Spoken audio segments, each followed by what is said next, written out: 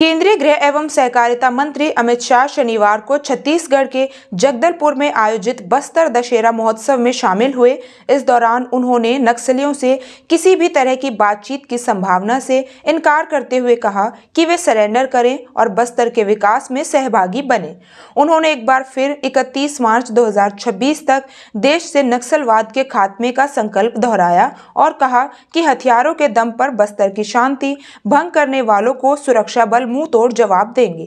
जगदलपुर के लालबाग परेड मैदान में आयोजित बस्तर दशहरा लोकोत्सव 2025 और स्वदेशी मेला कार्यक्रम को संबोधित करते हुए गृह मंत्री शाह ने कहा कि 75 दिनों तक चलने वाला विश्व का सबसे बड़ा और अनूठा बस्तर दशहरा मेला न केवल आदिवासी समाज, बस्तर, छत्तीसगढ़ या भारत बल्कि पूरे विश्व के बाद सबसे बड़ा सांस्कृतिक महोत्सव है। शाह ने कहा कि दिल्ली में कुछ लोग वर्षों तक ये भ्रम फैलाते रहे कि नक्सलवाद का जन्म विकास की लड़ाई है, जबकि सच ये है कि बस्तर के विकास से वंचित रहने का मूल कारण नक्सलवाद ही है।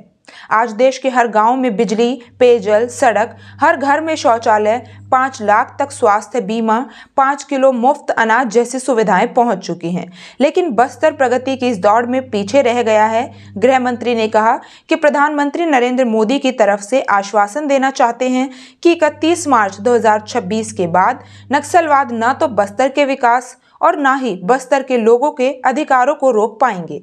बस्तर क्षेत्र के जो बच्चे भटककर नक्सलवाद से जुड़ गए हैं, वे हथियार छोड़कर मुख्य धारा में शामिल हों। उन्होंने कहा कि छत्तीसगढ़ सरकार ने देश की सबसे बेहतर सरेंडर नीति अपनाई है। बीते एक महीने में 500 से अधिक लोग सरेंडर कर चुके हैं। उन्होंने नक्सलियों से सरेंडर करने की अपील की और कहा कि जिस गांव में नक्सलवाद पूरी तरह खत्म हो जाएगा, वहां छत्तीसगढ़ सरकार विकास के लिए 1 करोड़ रुपए देगी।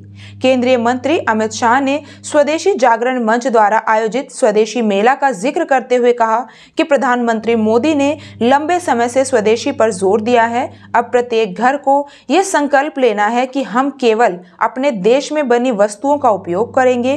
प्रत्येक व्यापारी को यह संकल्प लेना है कि उनकी दुकान या शॉपिंग मॉल में विदेशी वस्तुएं उपलब्ध नहीं होंगी।